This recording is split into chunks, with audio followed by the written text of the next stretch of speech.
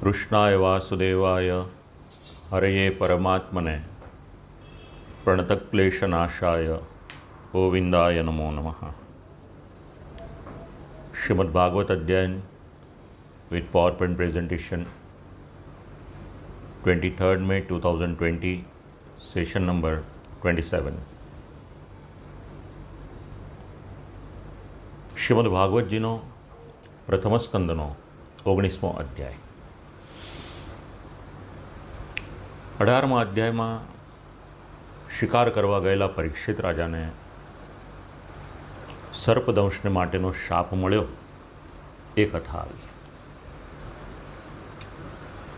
હવે બે કારણ વિચારવાને માટે આપણને અનુસંધાન મળે છે. એક કારણ એવું મળે છે કે રાજા પરીક્ષિતે કલિયુગને નિવાસસ્થાન આપ્યા, એટલા માટે એમને ઋષિની પરીક્ષા કરવાની ઈચ્છા થઈ, યા તો અપરાધ કર્યો. અને બીજું એક કારણ,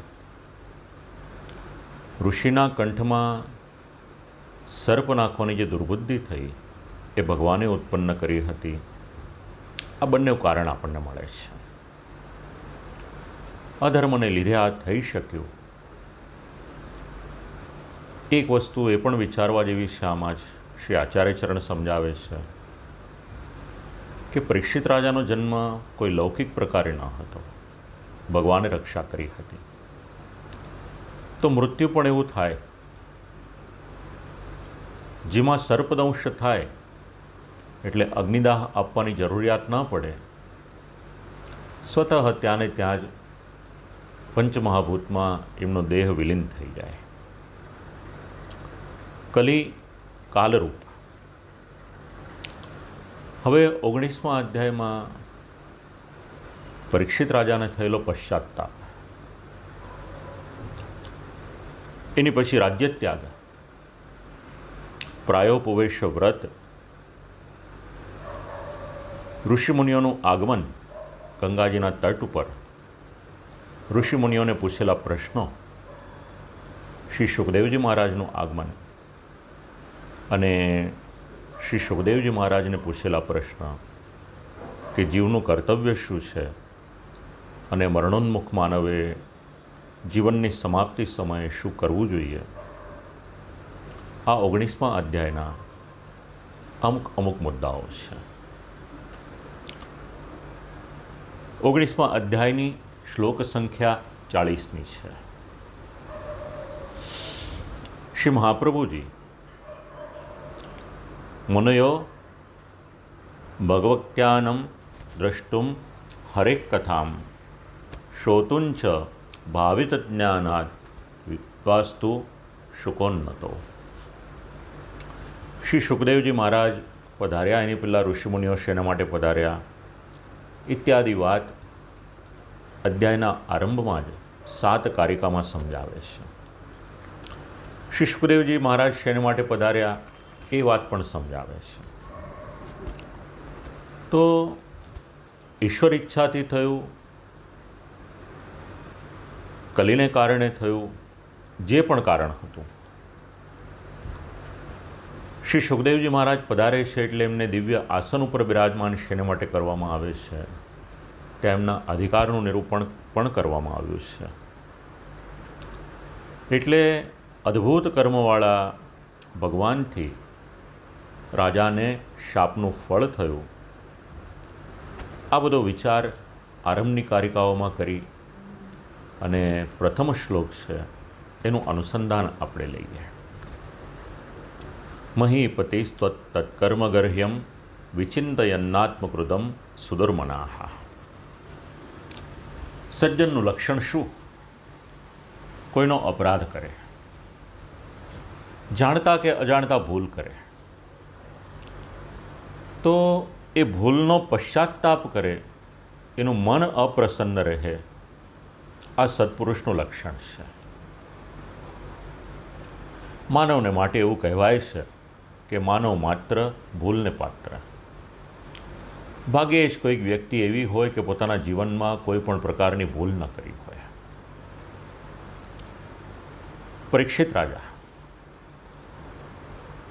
એક વાત એ પણ વિચારવા જેવી છે, ભૂખ અને તરસનું આક્રમણ એટલું બધું હતું, વ્યાકુળતા એટલી બધી હતી કે રાજા પરીક્ષિત સારા નરસાનું ભાન ભૂલી ગયા. અને શાસ્ત્ર એવી સમજણ આપે છે, સહસા વિદધીતન ક્રિયામ અવિવેક પરમાપદામ પદમ. કોઈ પણ કાર્ય કરો એની પહેલાં એના માટેનો કંઈક વિચાર કરી લો. રાજા પરીક્ષિત રાજપદે બિરાજમાન હતા. કર્તવ્ય હતું એમનું. ઋષિની પરીક્ષા કરતાં પહેલાં એ અપરાધ કરવો જોઈએ કે નહીં એ ચૂકી ગયા. બીજી વસ્તુ એ ન વિચારી કે પરીક્ષા કરીશ તો એનું પરિણામ શું આવશે. અને મનમાં આવ્યું એ પ્રમાણે અચાનકનું કરેલું આચરણ પણ જ્યારે રાજ્યમાં આવ્યા છે, મહીપતિ એટલે રાજા બિરાજમાન છે પોતાના આસન ઉપર, સિંહાસન પર, અને વિચાર કરવા લાગ્યા કે અપરાધ વગરના ઋષિનો મેં આ રીતનો અપરાધ કર્યો. આવું અધમ કાર્ય મારે ન કરવું જોઈએ, એ છતાં પણ મેં કર્યું. આવી રીતે વિચાર કરી રહ્યા છે. જે અંતઃકરણનો દોષ હતો, હવે રાજાનું મન, રાજાનું અંતઃકરણ ઉદાસ થયું છે. મન દુષ્ટ થયું, શોક થવા લાગ્યો કે ભગવાનનો ભક્ત હું, અને ભગવાનનો ભક્ત તો કોઈને સહાયક થાય, કોઈનો અપરાધ ન કરે. તો આવી દુર્બુદ્ધિ મને થઈ. ધર્મની અને બ્રાહ્મણની રક્ષા કરવી જોઈએ, એને બદલે મેં બ્રાહ્મણનો પણ અપરાધ કર્યો, એના દ્વારા ધર્મનો પણ અપરાધ થયો. અને બ્રાહ્મણ તો સમાધિમાં લીન હતા, એમનું બ્રહ્મતેજ દેખાતું હતું. ખૂબ સુંદર નિરૂપણ શ્રી મહાપ્રભુજીએ એ સમાધિ અવસ્થાનું કર્યું છે 18મા અધ્યાયમાં. 2 કલાક લીધા આપણે 18મા અધ્યાય માટે, એ છતાં પણ ઓછા પડ્યા. બાકી સમાધિ અવસ્થાનું જે નિરૂપણ છે, ખૂબ સુંદર નિરૂપણ કર્યું છે એનું, કે ઋષિની સમાધિ કેવી હતી, એમનું આખું સ્વરૂપ, એ તેજ, અષ્ટાંગ યોગ, એ ઋષિને કઈ રીતે સિદ્ધ થઈ રહ્યા હતા. રાજા તરીકે મારે અપરાધ વગરનાને દંડ ન કરાય, એ છતાં પણ મેં એમને દંડ આપ્યો. અને એ તો બ્રાહ્મણ તેજસ્વી હતા. હવે વિચાર કરવા લાગ્યા કે મેં અપરાધ તો કર્યો છે, એ અપરાધ હવે ટાળી શકાય એવો છે નહીં. એટલે રાજા પોતે જ એવું નક્કી કરે છે મનમાં કે મને એ અપરાધનું ફળ મળવું જોઈએ. અને અપરાધનું ફળ કેવું, બીજા શ્લોકમાં સમજાવ્યો, દુરત્યયમ વ્યસનમ નાતિ દીર્ઘાત. અને એ પણ બહુ સમય જાય પછી નહીં, હમણાં ને હમણાં જ મને ફળ મળી જાય એ વધારે સારું છે, તરત જ ફળ મળે. દીર્ઘકાળ સુધી હું એની પ્રતીક્ષા ન કરું. અને શાસ્ત્ર એવું સમજાવે છે કે ભક્ત હોય પણ ભગવાનનો દ્રોહ કરે તો એ નરકમાં જાય. તો જે પ્રમાણેનું મને ફળ મળે એ ભોગવવાને માટે હું તૈયાર છું. અપરાધનું ફળ મળે 2 પ્રકારનું હોય. એક, કદાચ એને કોઈ ઉપાય દ્વારા હું દૂર કરી શકું, એમાંથી નિવૃત્ત થઈ શકું. અને બીજું, જે કોઈ પણ પ્રકારે દૂર ન કરી શકાય એવું હોય. મારા માટે જે દુઃખ આવે, જે ભગવાન નક્કી કરશે એ મને મંજૂર છે. કારણ જો જરૂર પડે તો હું મારા દેહનો નાશ કરવા, એનો ત્યાગ કરવાને માટે પણ તૈયાર છું. સામેથી અપરાધની આ રીતની શિક્ષા માંગે છે. આ ભાગવતકાળના રાજા છે. કલિયુગમાં રાજકર્તાઓનો સ્વભાવ પણ એવો થઈ ગયો હોય કે અપરાધ કરે પણ અપરાધની શિક્ષા ભોગવવાને માટે તૈયાર ન હોય. શ્રીમદ ભાગવતના પરીક્ષિત રાજા ઉત્તમ રાજવી તરીકેનું દ્રષ્ટાંત પૂરું પાડે છે કે ભલે મેં અજાણતા પણ અપરાધ કર્યો હોય એ છતાં પણ, અને જાણીને કર્યો હોય તો પણ, એનો જે કડકમાં કડક દંડ હોય, એની જે શિક્ષા હોય, એની સજા હોય, એ ભોગવવાને માટે હું તૈયાર છું. હવે કલ્પના કરી જુઓ, જે રાજ્યમાં રાજા આવા હોય એ રાજ્યની પ્રજાના મનમાં કોઈ પણ જાતનો ભય હોઈ શકે ખરો? નિશ્ચિંત હોય પ્રજા, કારણ કે રાજા ધર્માનુકૂળ શાસન કરતા હતા. હવે પોતાની સજા પોતે નક્કી કરે છે, શું કરવું જોઈએ. ઋષિનો અપરાધ કર્યો, એમાં પણ ત્યારે ઋષિ સમાધિમાં હતા અને સમાધિમાં એમના હૃદયમાં ભગવાન પણ પધાર્યા હતા. માટે ઋષિને બાને મેં તો સાક્ષાત ભગવાનનો અપરાધ કર્યો છે. પોતાનો દોષ જાણ્યો છે, વિચાર કર્યો કે આની સજા મને શું મળે. એટલે અધ્યૈવ રાજ્યમ બલવૃદ્ધ કોશમ પ્રકોપિત બ્રહ્મકુલાનલો મેં, કે હમણાં ને હમણાં જ મને જે સજા મળે એમાં મારું રાજ્યમ બલવૃદ્ધ કોશમ એટલે સૈન્ય અને કોશ એટલે ખજાનો, આ બધું જ બળીને ભસ્મ થઈ જાય. કારણ જેમનો અપરાધ ન કરવો જોઈએ એવો બ્રાહ્મણ, દેવતા અને ગાયો, ધી, એની પછી શબ્દ છે દ્વિજ, દેવ, ગોભ્ય. વાત જરા સમજવા જેવી છે. રાજા એવી વિનંતી કરે છે કે હમણાં ને હમણાં હું રાજ્ય એનાથી વિહીન થઈ જાઉં.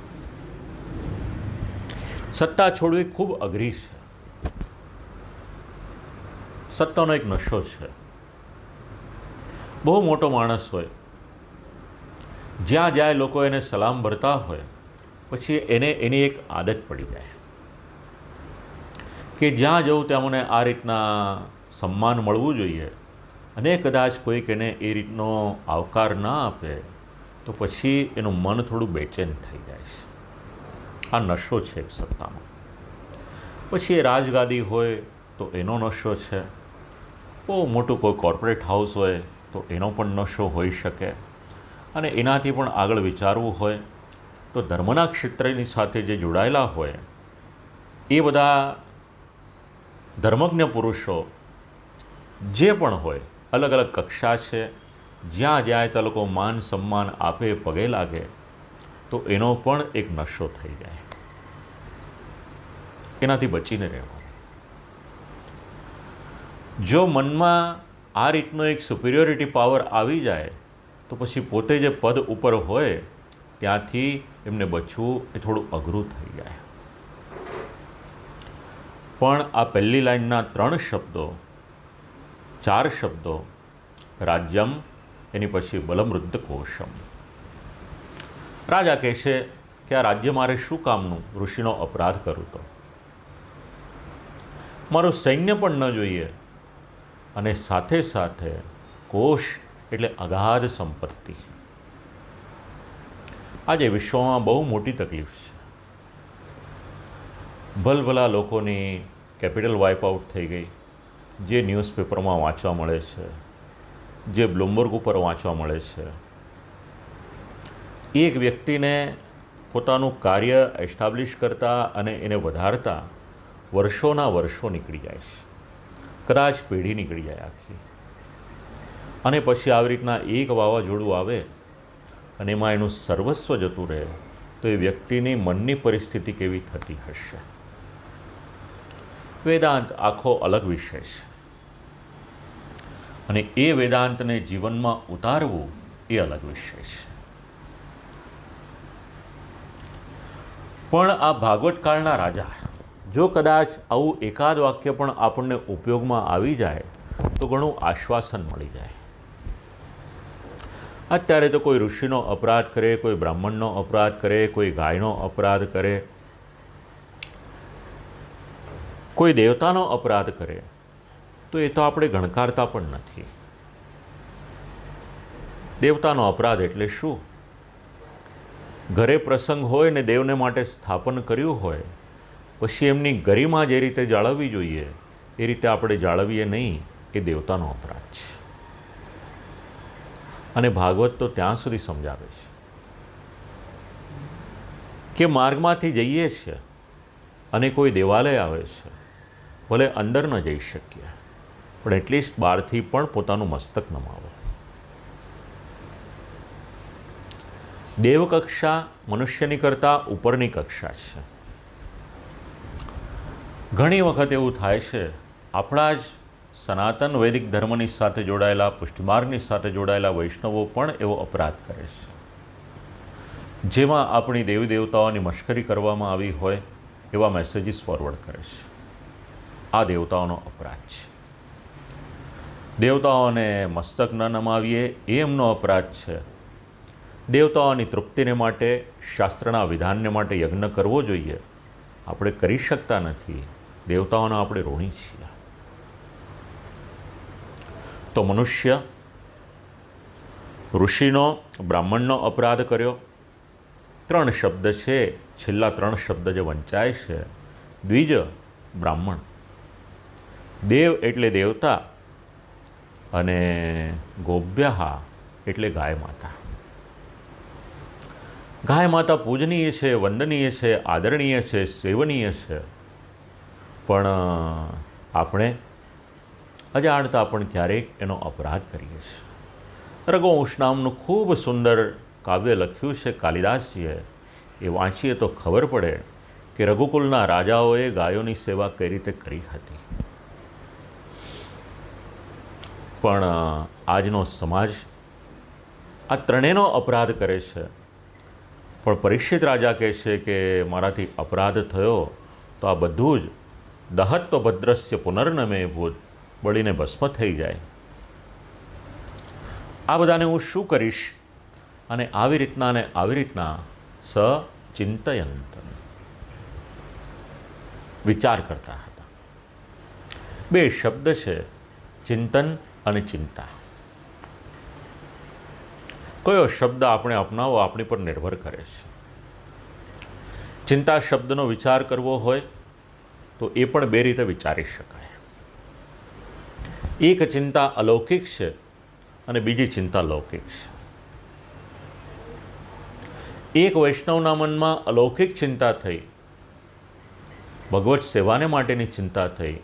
શ્રી મહાપ્રભુજીને વિનંતી કરી એટલે શ્રી મહાપ્રભુજીએ એને સંદેશ આપ્યો, ચિંતા કાપી ન કાર્યા નિવેદિતાત્મભિક કદાપીતિ ભગવાનપી પુષ્ટિસ્થો ન કરિષ્યતિ લૌકિકીમ જગતિમ. ચિંતા કરીશ નહીં, અને એકાદ દિવસને માટે નહીં, ક્યારેય પણ જીવનમાં ચિંતા ન કરીશ. કેમ? તો કે નિવેદિતાત્મભિક કદાપીતિ, નિવેદન કરી દીધું ને, બસ તારું કર્તવ્ય પૂર્ણ થઈ ગયું. ત્યાં આગળ તારું કર્તવ્ય એટલું જ હતું કે તું ભગવાનની પાસે જતો રહે, પોતાનું સર્વસ્વ નિવેદન કરી દે. એક વખત તે કાર્ય કરી દીધું પછી તો તારી ચિંતા કરનાર ઠાકોરજી છે ને. અને ભગવાન અપી પુષ્ટિસ્થો, એક વખત ભગવાનના શરણમાં તું ગયો છે, પુષ્ટિ પુરુષોત્તમ, પૂર્ણ પુરુષોત્તમના શરણમાં ગયો છે, તો ન કરિષ્યતિ લૌકિકીમ જગતિમ. એટલો વિશ્વાસ રાખ કે તારી લૌકિક ગતિ નહીં કરે.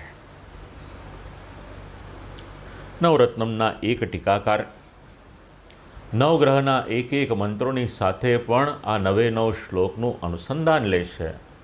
એટલા માટે આપણે ત્યાં એક મત એવો પણ પ્રવર્તે છે કે લૌકિક ચિંતા હોય તો પણ નવરત્નમનો પાઠ કરો. સકામ પાઠ કરો કે નિષ્કામ પાઠ કરો, બીજું કંઈ કરો કે ન કરો, શ્રી કૃષ્ણાશ્રયનો પાઠ અવશ્ય કરજો.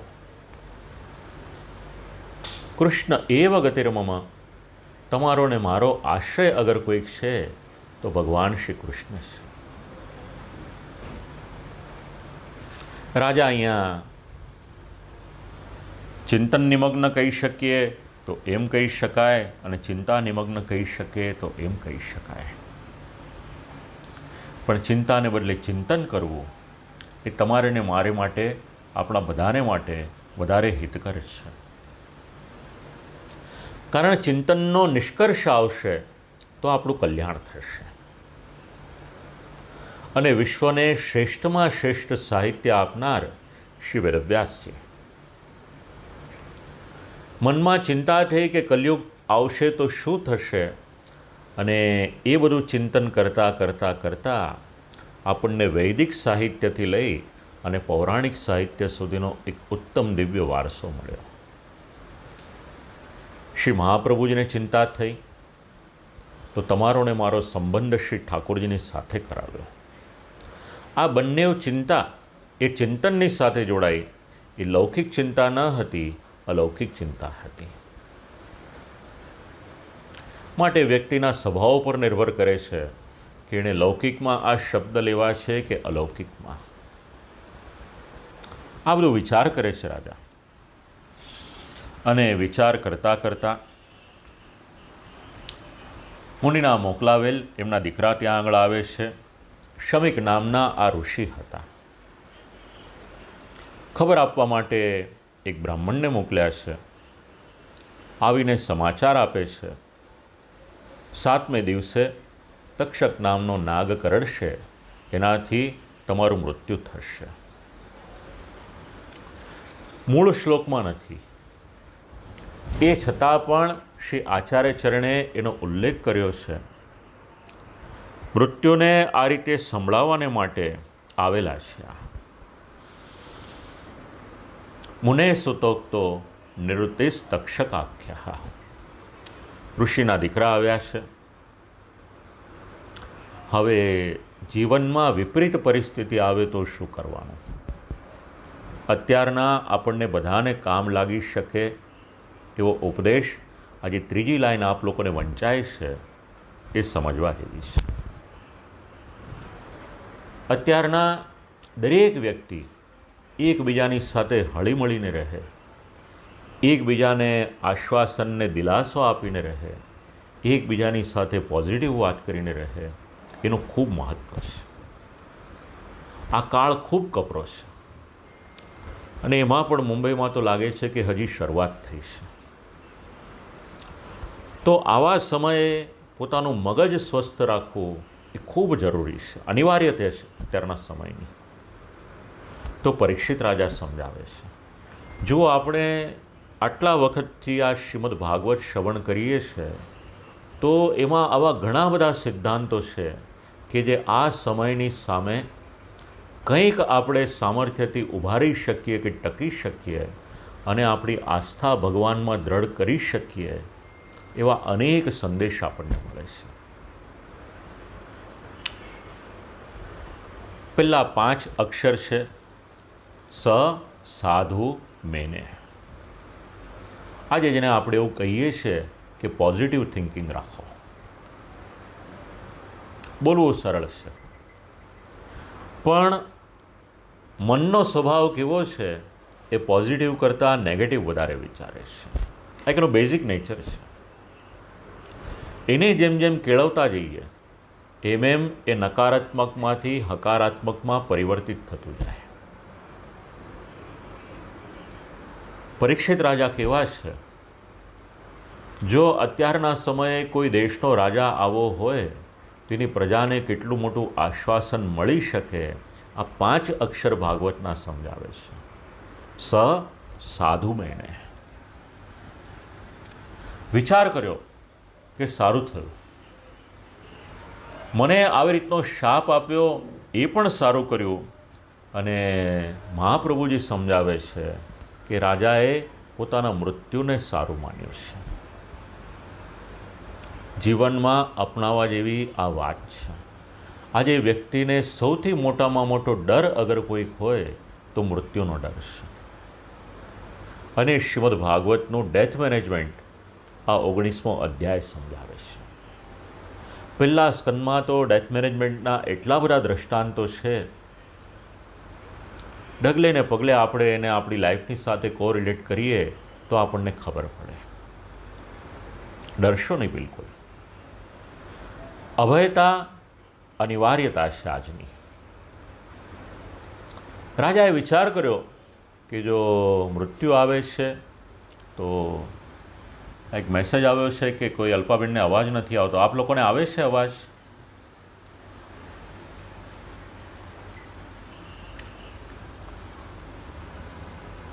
ઓકે ઓકે, ખ્યાલ આવી ગયો.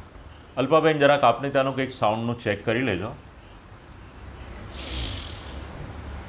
સાધુ મહિને સારું થયું. હવે વિચાર કરવા લાગ્યા કે મૃત્યુ તો આવવાનું છે, તો હવે શું કરવું જોઈએ. તરત જ મનમાં એ વિચાર આવ્યો, હવે તમારી ને મારી પાસે પણ 7 જ દિવસ છે,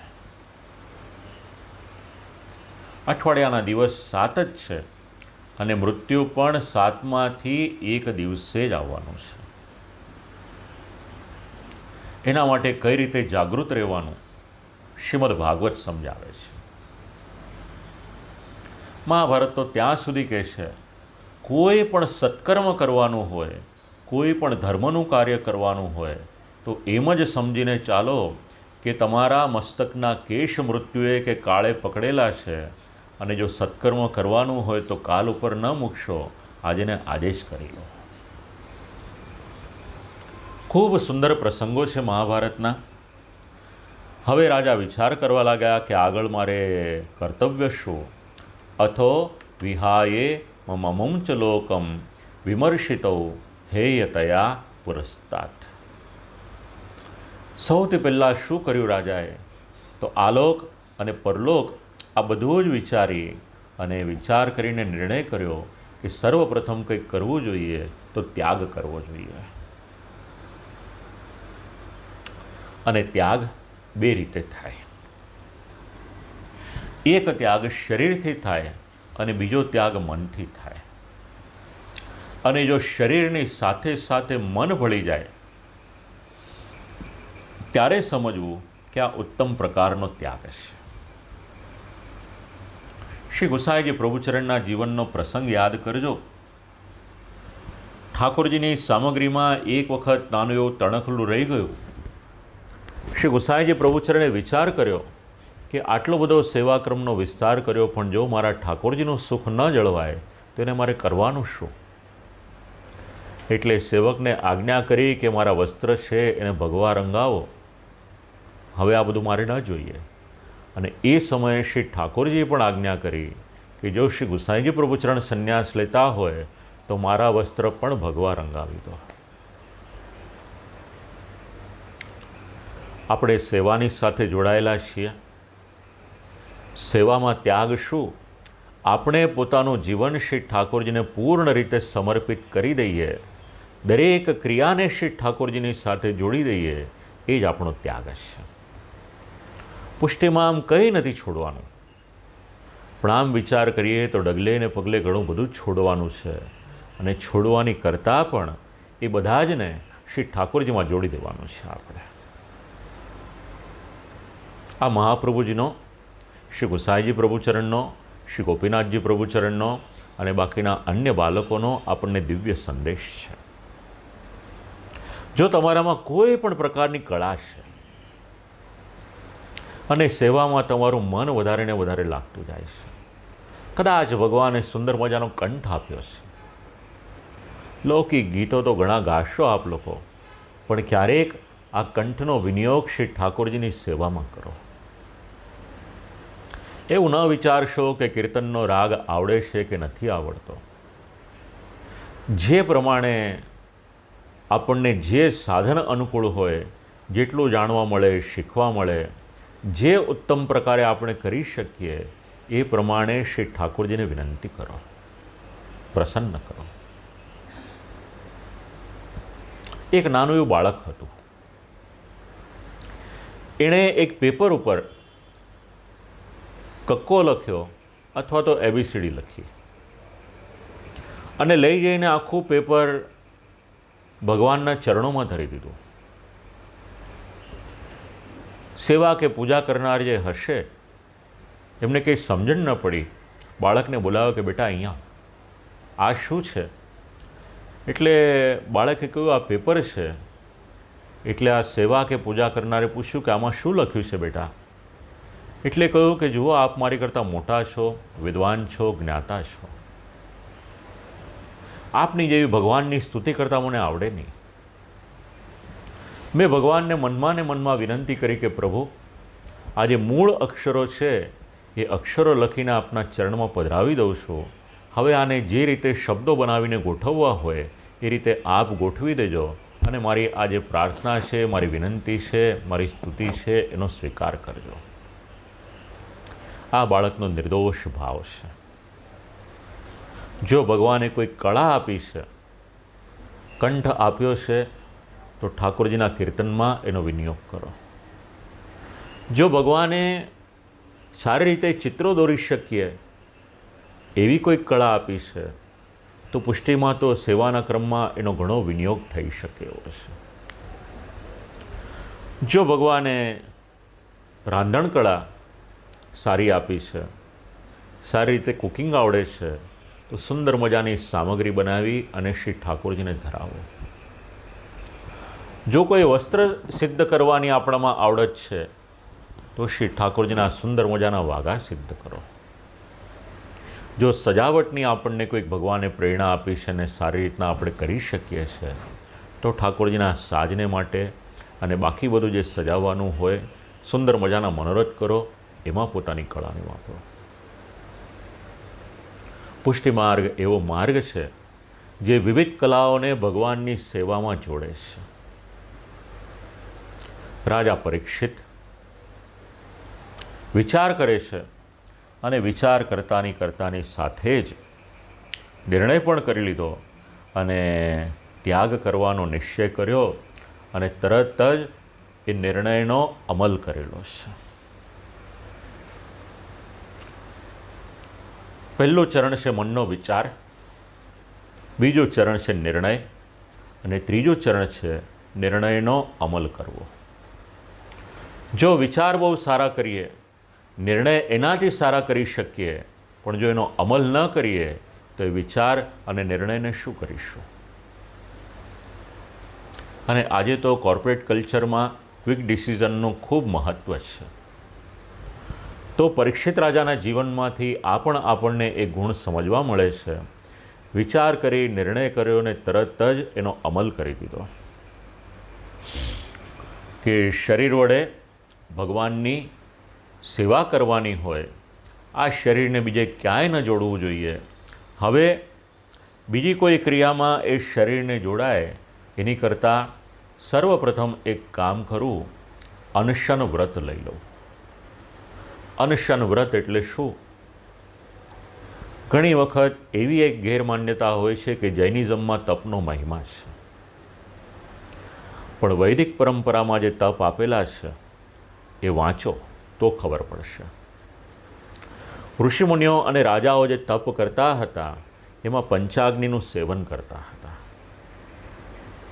ચારે તરફ અગ્નિ પ્રજ્વલિત કર્યો હોય, વચ્ચે પણ અગ્નિ પ્રજ્વલિત કર્યો હોય અને ત્યાં આગળ બેસી અને તપ કરવાનું જરા કલ્પના કરી જુઓ કેટલી ગરમી લાગે. આજે આપણા દેશમાં 40, 42, 44 ડિગ્રી ગરમી પડે છે તો આપણને તકલીફ થાય છે. તો ચારે તરફ અગ્નિ પ્રજ્વલિત કર્યો હોય ને ત્યાં વચ્ચે બેસીને તપ કરવાનું તો કેટલું કઠિન હશે, જરા કલ્પના કરી જુઓ. રાજાએ અનશન વ્રત લીધું એટલે પ્રાયોપવેશન એને કહેવામાં આવે છે. અન્નનો સદંતર ત્યાગ કરી દીધો. અન્નનો ત્યાગ કર્યો અને શ્રી મહાપ્રભુજીએ અહીંયા આગળ વેદનું એક વાક્ય છે એને કોટ કર્યું છે. પ્રાયસ્ય સર્વથા અન્યસ્ય પરિત્યાગ રૂપસ્ય. અને એના અનુસંધાનમાં શ્રી મહાપ્રભુજી એવું સમજાવે છે કે એક વૃક્ષ ઉપર બે પક્ષીઓ બેઠા છે. હવે આપણો પરિચય કરાવે છે મહાપ્રભુજી. એક પક્ષી એવું છે કે જે વિષયોનો સ્વાદ લે છે અને બીજું પક્ષી એવું છે કે સ્વાદ લીધા વગર વધારે બળવાન છે. હવે સ્વાદ ન લેવો એટલે કોઈ પણ પ્રકારનો ભોગ ન ભોગવવો, આ ભગવાનનું વ્રત છે. ભગવાન આ રીતે આ એક વૃક્ષ ઉપર એટલે આપણા શરીરમાં બિરાજમાન છે અને જીવ અનેક વિષયમાં આસક્ત થાય છે અને અનેક પ્રકારના ફળ ભોગવવાને માટેની ઈચ્છા કરે છે. વિચાર કર્યો, વ્રત લીધું, ક્યાં આગળ જઈશ?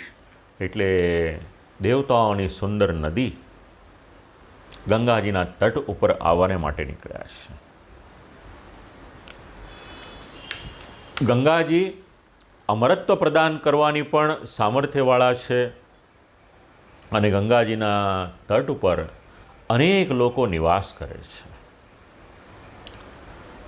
જો સાત્વિક ભાવથી ત્યાં આગળ નિવાસ કરે તો એના હૃદયના જે ભાવ છે ગંગાજી એને પરિપૂર્ણ કરે છે. પણ આપણે વિષયોમાં આસક્ત હોઈએ અને આધિભૌતિક ભાવ લઈને ગંગાજીની પાસે જઈએ તો પછી એ જે દૈવી તત્વ છે એ દૈવી તત્વને આપણે અનુભવી શકતા નથી. એટલા જ માટે ભાવનું ખૂબ મહાત્મ્ય છે કે હૃદયનો ભાવ કેવો છે. ઉપાવિશત પ્રાય અમર્ત્ય નદ્યામ, દિવ્ય નદી પાસે આવ્યા છે, એના તટ ઉપર આવ્યા છે, અનશનનું વ્રત લીધું છે. શરીર બીજી કોઈ પણ ક્રીડામાં ન જોડાય, કોઈ પણ જાતની કાર્યમાં એની ગતિ ન થાય, આવો એક વિચાર કરી અનશન વ્રત લીધું છે. માણસ ભૂખ સહન નથી કરી શકતો. પરીક્ષિત રાજા વિચાર કરે છે કે જે ભૂખ અને તરસને કારણે ક્ષુધિતઃ અને તૃષિતઃ આ બંને શબ્દ આપણે પરમ દિવસે શરૂઆતની સેશનમાં જ સમજાવ્યા હતા. વિચાર કર્યો પરીક્ષિત રાજાએ, જે ભૂખ અને તરસ મને બાધા કરીને રહી, હવે એ બંનેનો પરિત્યાગ કરી દઉં કે જીવનમાં ફરીથી આવી રીતનો કોઈ અપરાધ ન થાય. અને આવ્યા છે ગંગાજીના તટ પર. યા વૈ લત્સશ્રી તુલસી વિમિશ્ર કૃષ્ણાંગ્રિરેણ્યવ્યતિકાંબુનેત્રી પુનાતિલોકાનુભયત્ર શેષાન કસ્તામ ન સેવે તમરિષ્યમાણ. ગંગાજીનો તટ કેવો છે? તો યા વૈ લત્સશ્રી તુલસી વિમિશ્ર. તુલસી મિશ્રિત ગંગાજીનું જલ છે. તો તુલસીજીની સુગંધ ગંગાજીના જલમાં આવી ક્યાંથી? તો શ્રીમદ ભાગવતનો પ્રથમ સ્કંદનો 8મો અધ્યાય અને આ 19મા અધ્યાયનો 6ઠ્ઠો શ્લોક, એ બંનેને જરાક એક સાથે કરી અને વિચારવા પડે. જ્યારે ભગવાન શ્રી કૃષ્ણ પાંડવોની સાથે ગંગાજીના તટ ઉપર જાય છે કે મહાભારતના યુદ્ધમાં આટલા બધા લોકોનો વધ થઈ ગયો, તો ચાલો ત્યાં આગળ જઈ અને જલની અંજલિ આપીએ. પાંડવો પ્રભુને પધરાવીને આવ્યા છે. ભગવાન શ્રી કૃષ્ણ પધાર્યા. યુધિષ્ઠિર રાજાએ વિનંતી કરી કે પ્રભુ, મારી આપના શ્રીચરણમાં એક વિનંતી છે, સર્વપ્રથમ ગંગાજીમાં આપ પ્રવેશ કરો. ભગવાને કહ્યું કે આપ મોટા છો, મારાથી કઈ રીતે જવાય? હવે તો રાજા છો આપ. તો કહ્યું કે ભલે રાજા હો, પણ હું આપનો સેવક છું. અને સેવકનું સેવકત્વ સિદ્ધ ક્યારે થાય? જ્યારે પોતાના સ્વામીના શ્રીચરણને સ્પર્શ કરી અને એમનું પ્રસાદી જે જલ હોય એને મસ્તક ઉપર ધારણ કરે, તો હું આપનો સેવક ને. એક વિનંતી છે મારી, આપ પધારો. ભગવાને કારણ પૂછ્યું. રાજા યુધિષ્ઠિર કારણ સમજાવે છે કે પ્રભુ, આપ ગંગાજીના જલમાં પધારશો તો આપના શ્રીચરણ જ્યારે ગંગાજીના જલને સ્પર્શ કરશે ત્યારે ગંગાજીનું જલ દિવ્ય તો છે જ, પણ અમારા બધાને માટે એ પ્રસાદી જલ થશે. અને પછી જ્યારે અમે અમારા મસ્તક ઉપર એને પધરાવીશું, એનું આચમન કરીશું અને એના દ્વારા જલની અંજલિ આપીશું, તો એ સાર્થક થશે. જેવી રીતે શ્રી મહારાણી માના જલને માટે એવું કહેવાય છે કે જલમાં જલ કરતાં શ્રી ઠાકોરજીની રજ વધારે છે, એવી રીતે ગંગાજીમાં પણ એવું વિચારવું હોય તો એક વખત વિચારી શકાય. અને એનાથી આગળ એ જલમાં તુલસીજીની સુગંધ ક્યાંથી આવી? તો શ્રી ઠાકોરજીના સેવકો ઠાકોરજીના શ્રીચરણમાં તુલસી દલ સમર્પિત કરે છે. મર્યાદામાં હોય તો એક પત્ર ધરી શકે, પણ તુલસીમાં આપણે ગદ્ય મંત્ર બોલી તુલસીજી હાથમાં લઈ અને પુષ્ટિમાં આપણે દલ હાથમાં લઈને ઠાકોરજીના યુગલશ્રી ચરણોમાં પધરાવીએ છીએ. હવે શ્રી ઠાકોરજીના શ્રીચરણમાં તુલસીજીનો નિવાસ એ 12 મહિનાને માટે છે. મર્યાદામાં તો ભગવાનના એક એક નામ લે અને 1000 નામ બોલીને 1000 તુલસીપત્ર પધરાવવાનો પણ ક્રમ છે. કારણ શ્રી તુલસીજી શ્રી ઠાકોરજીને અતિશય પ્રિય છે. આપણે ત્યાં જ્યારે શ્રી ઠાકોરજીને આપણે ભોગ ધરીએ છીએ ત્યારે દરેક ભોગમાં નહીં પણ રાજભોગ જ્યારે ધરીએ છીએ ત્યારે તુલસીપત્ર પધરાવીએ છીએ. ક્યારેક વિચારવાનું કે આ બધું કરીએ છીએ શેને માટે? અને આવા બધા પ્રશ્નો હોય તો પોતાના ગુરુજી હોય જેમની પાસેથી બ્રહ્મ સંબંધ લીધું છે એમને પૂછો જરા કે અમને સમજાવો. આ સેવા તો દરરોજ કરો છો, ક્રિયા દરરોજ કરો છો સેવા અંતર્ગત, પણ એની પાછળનો ભાવ શું છે એ પણ ક્યારેક વિચારવા જેવો છે. કેમ મંગળાભોગમાં તુલસીપત્ર નહીં અને રાજભોગમાં શેને માટે ધરવાનું? તો ભગવાન શ્રી કૃષ્ણના શ્રીચરણમાં 12 મહિના તુલસીજીના સુંદર મજાના પત્ર પધરાવેલા હોય એના દ્વારા શ્રી ઠાકોરજીના શ્રીચરણની સુંદર સુગંધ આવતી હોય છે. એટલા જ માટે અહીંયા આગળ શબ્દ લખ્યા છે, યાવૈ લસત શ્રી તુલસી વિમિષ્ટ કૃષ્ણાંગ્રિરેણ્યભ્યધિકાંબુનેત્રી. અને ગંગાજલમાં પણ ભગવાનના શ્રીચરણની રજ ઘણી બધી છે અને ઠાકોરજીના શ્રીચરણની રજનું ખૂબ મહત્ત્વ છે. આગળ ઉપર વક્તવ્યમાં એ વાત થોડીક સંક્ષિપ્તમાં પણ સમજાવી છે એટલે પુનરુક્તિ નથી કરતો, પણ પ્રભુના શ્રીચરણની રજનું ખૂબ મહાત્મ્ય છે. અને ઠાકોરજીના શ્રીચરણની રજ અને તુલસીપત્ર આ બંનેની દિવ્ય સુગંધ એ જલમાં રહેલી છે. એવા જળને વહન કરનારા અને એમાં પણ સાથે સાથે શ્રી સુબોધિનીજીમાં લક્ષ્મીજીનું પણ અનુસંધાન આપવામાં આવ્યું છે. ભગવાનનું સેવન પૂજન થતું હોય ત્યારે શ્રીચરણને પ્રક્ષાલન કરવામાં આવે અને પ્રક્ષાલન કરેલું જે જલ હોય, લક્ષ્મીજી શ્રી ઠાકોરજીના શ્રીચરણની સેવા કરે ત્યારે નિત્ય આ રીતે ચરણ પ્રક્ષાલન કરે એનો સંબંધ ગંગાજીના જલની સાથે લેવામાં આવ્યો છે. આપણું જ્યારથી શ્રીમદ ભાગવત અધ્યયન શરૂ થયું ત્યારથી આપણા એક વૈષ્ણવ છે, ખૂબ જ ઊંડાણથી સુબોધિનીજી વાંચે છે. એમના મનમાં પ્રશ્ન થયો કે અહીંયા આગળ શ્રી યમુનાજીનો ભાવ પણ લઈ શકાય કે ન લઈ શકાય. તો શ્રી સુબોધિનીજીમાં એનું સ્પષ્ટીકરણ નથી કે આ રીતનો ભાવ લેવો જોઈએ. એ છતાં પણ જો સાત્વિક ભાવ હોય અને જો સેવાને અનુકૂળ હોય, સૈદ્ધાંતિક હોય, શ્લોકને અનુરૂપ હોય, તો પછી આપણે આપણા હૃદયના ભાવ હોય એ પ્રમાણે થોડીક ભાવના કરી લઈએ તો બહુ વાંધો ન આવે.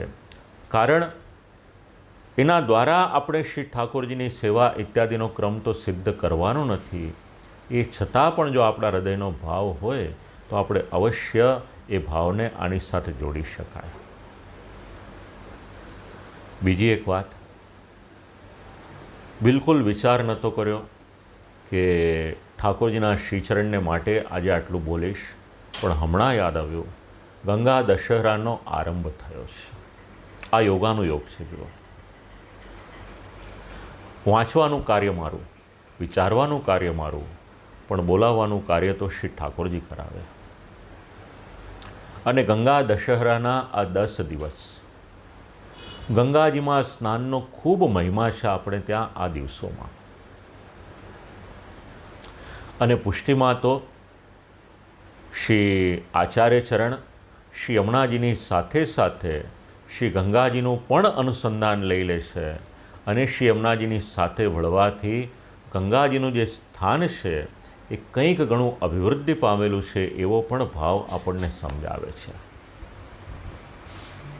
એ આ ચરણપદ્મજા, આ શ્લોકનું અનુસંધાન, એની ટીકા અને એના ચિંતન જે કરનારા છે એમના મત વાંચીએ તો ખ્યાલ આવે.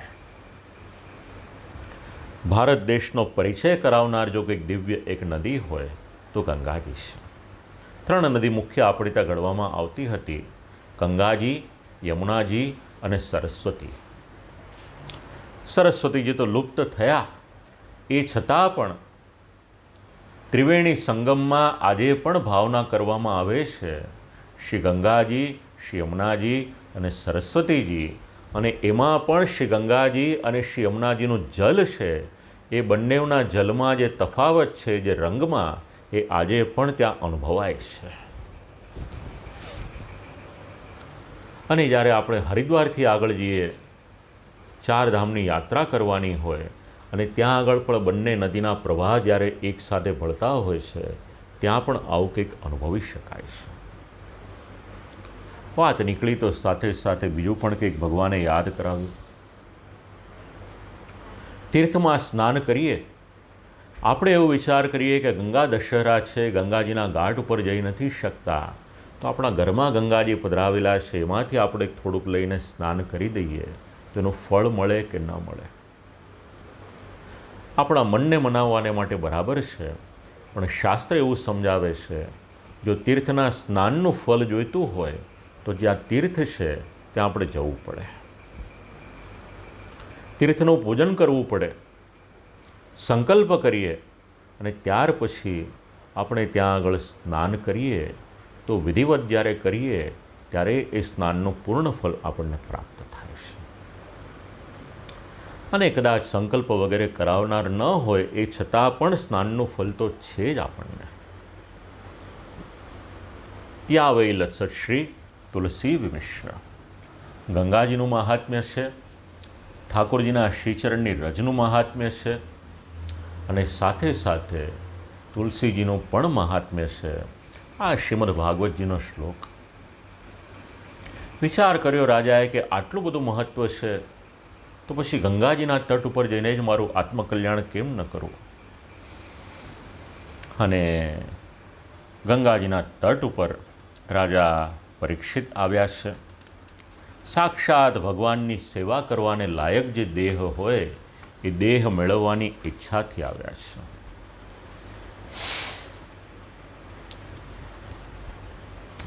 શ્રી મહાદેવજીનું અનુસંધાન લીધું અહીંયા આગળ. 3 લોકને પવિત્ર કરનાર શેષાન એ શબ્દ સમજાવ્યો.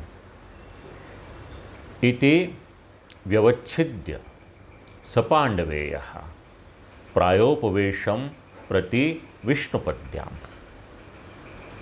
આવો વિચાર કર્યો છે અને મુનિનું વ્રત ધારણ કરીને આવ્યા છે. મુનિવ્રતો મુક્ત સમસ્ત સંગઃ. દરેકના જીવનમાં વ્રત હોવું જરૂરી છે. શાંતિથી વિચાર કરજો આ શબ્દ ઉપર અને થોડુંક આત્મચિંતન અવશ્ય કરજો કે પોતાના જીવનનું વ્રત શું છે. રાજા પરીક્ષિતે અહીંયા આગળ મુનિવ્રત લીધું છે. મનનો દંડ કર્યો છે, મનને પોતાના કાબૂમાં કર્યું છે. સમસ્ત સંગનો ત્યાગ કર્યો છે. ગંગાજીના તટ ઉપર પ્રાયોપવેશનો નિશ્ચય કર્યો છે. અને કેવળ અહીંયા આગળ એક શબ્દ વંચાય છે આપ લોકોને, અનન્ય ભાવો. આ 3જી લાઈનમાં છેલ્લો શબ્દ અનન્ય ભાવ જીવનમાં અપનાવવા જેવો શબ્દ છે. ભગવાન શ્રી કૃષ્ણમાં અનન્ય ભાવ લઈ અને રાજા પરીક્ષિત આવેલા છે. પુષ્ટિમાં હોઈએ કે મર્યાદામાં હોઈએ, અનન્યતા એ અનિવાર્યતા છે. જો એક જ માર્ગ ઉપર આગળ જવું હશે તો ત્યાં આગળ અનન્યતા એની આવશ્યકતા રહેશે અને રહેશે જ. કોઈની પણ સાથે હવે વાતચીત કરવાની બંધ કરી દીધી. મુનિવ્રત એટલે શું? મૌન ધારણ કર્યું છે. કલિયુગના જીવનો સ્વભાવ એવો છે કે શાંત બેસી નથી શકતો. કોઈ એને કહે કે કંઈ પણ બોલ્યા વગર બેસો, તો કદાચ 100માંથી 2-4-5 જણા એવા મળે કે જેનો બેઝિક નેચર એવો હોય કે શાંતિથી બેસી શકે. મૌન રહેવું એ બહુ અઘરું કાર્ય છે, અને એમાં પણ પોતાની પાસે જ્ઞાન હોય, સમજણ હોય બધી વાતની, અને ક્યાંય કંઈક આડું થતું હોય ને જો શાંત રહેવું પડે તો એ તો એના માટે બહુ મોટી તપસ્યા છે. પણ મૌનના ઘણા બધા લાભ છે. શાસ્ત્ર તો સમજાવે છે, બાહ્ય મૌન અને આંતરિક મૌન આ બંને મૌનની જરૂરિયાત છે. કેવળ વાણીથી મૌન રાખીએ એટલું જરૂર નથી, સાથે સાથે મનનું મૌન પણ જરૂરી છે. એ બંનેનું તાદાત્મ્ય જ્યારે થાય ત્યારે મૌન શબ્દ પરિપૂર્ણ થાય છે. બીજે ક્યાંય આ શબ્દ અપનાવો કે ન અપનાવો, પણ ભગવત સેવામાં આ શબ્દ અવશ્ય અપનાવજો.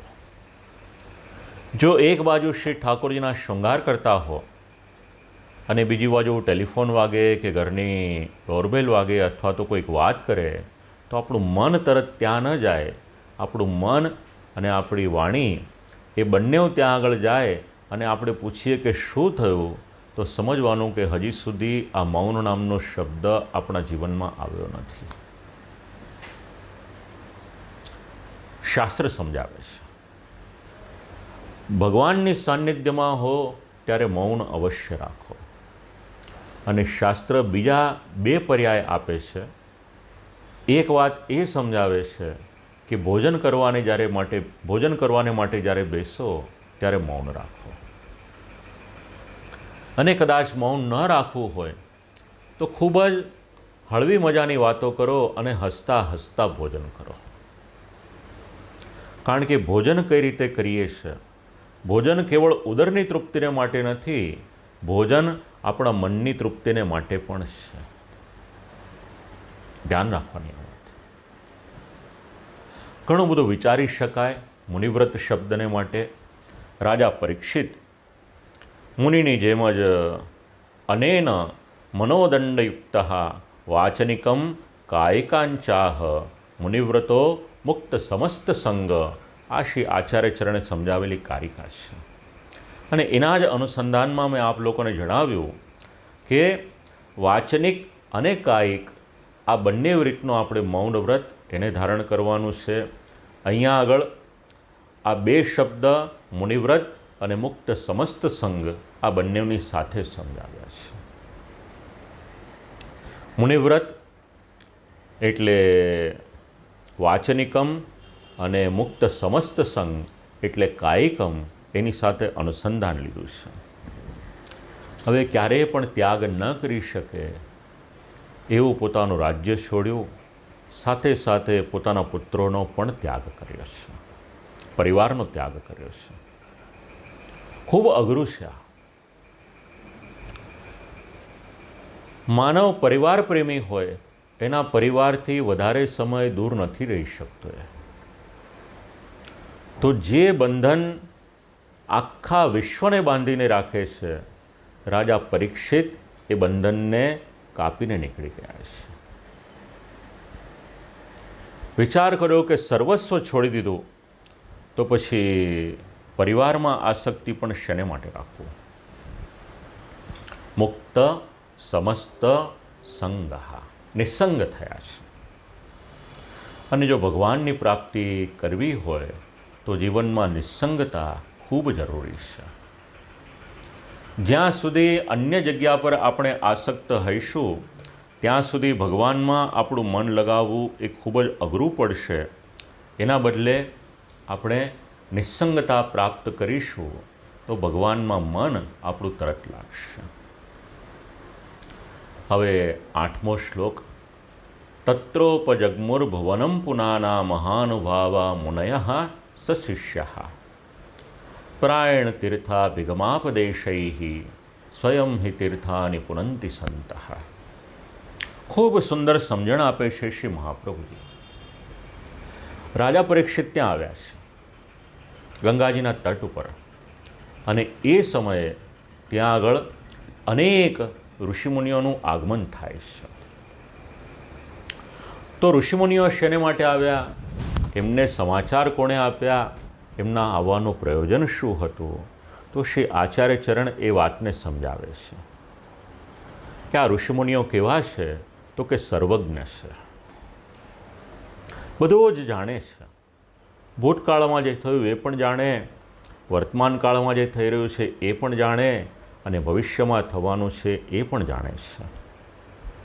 તેઓ જાણતા હતા કે પરીક્ષિત રાજાને આ રીતનો શાપ મળશે, સર્વસ્વ ત્યાગ કરી અમુક દિવસે ગંગાજીના તટ ઉપર આવશે, અને ગંગાજીના તટ ઉપર આવીને બેસશે ત્યારે શ્રી સુખદેવજી મહારાજ પધારશે, અને શ્રી સુખદેવજી મહારાજ રાજા પરીક્ષિતને શ્રીમદ ભાગવત શ્રવણ કરાવશે.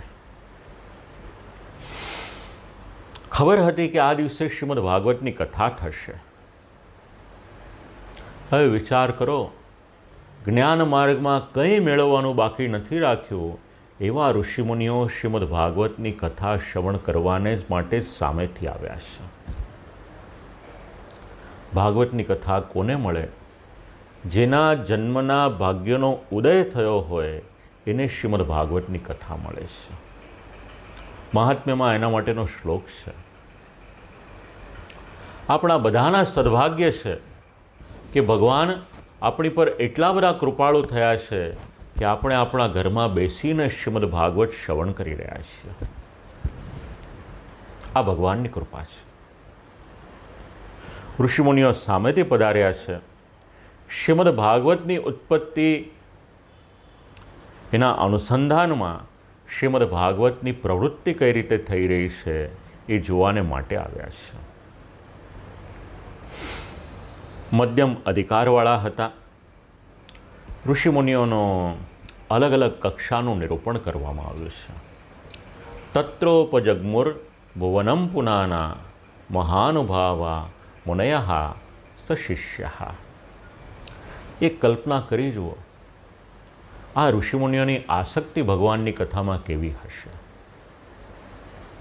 અગાધ જ્ઞાન છે અને કોઈએ બોલાવ્યા નથી, એ છતાં પણ ભગવાનની કથામાં એટલું બધું ચિત્ત લાગેલું હતું કે કોઈ પણ પ્રકારની ફોર્માલિટી રાખ્યા વગર, કોઈ પણ પ્રકારના નિમંત્રણની રાહ જોયા વગર ઋષિમુનિઓ ત્યાં પધાર્યા છે. કેટલા વર્ષો સુધી ઋષિમુનિઓએ રાહ જોઈ હશે. તો આ ઋષિમુનિઓ જે પધાર્યા છે એમના સ્વરૂપનું નિરૂપણ અને આગળની જે કથાનો ક્રમ છે એ કથાનો ક્રમ આપણે પાછા આની પછીના સત્રમાં એકત્ર થઈએ ત્યારે એનો રસાસ્વાદ લઈએ. ઠાકોરજીની કંઈક વધારે ને વધારે કૃપા થતી હોય એવું લાગી રહ્યું છે. પહેલા કલાકમાં એક અધ્યાય કરતા હતા, પછી ભગવાને કહ્યું કે આખો અધ્યાય ના કરને અડધો કરતો અડધો કર્યો, પછી અડધાને બદલે 15 શ્લોક કરાવ્યા. આજે કંઈક ભગવાનની ઈચ્છા એવી હશે કે કલાકમાં કેવળ 7 શ્લોક કરીએ અને 8મામાં પ્રવેશ કરીએ. આ પણ કદાચ પ્રભુની જ ઈચ્છા હશે, કારણ કે આ જે વાણી છે એના સર્વપ્રથમ શ્રોતા તો આપણા ઠાકોરજી છે ને. તો ઠાકોરજીને જે શ્રવણ કરવું હોય એ ઠાકોરજી બોલાવે છે.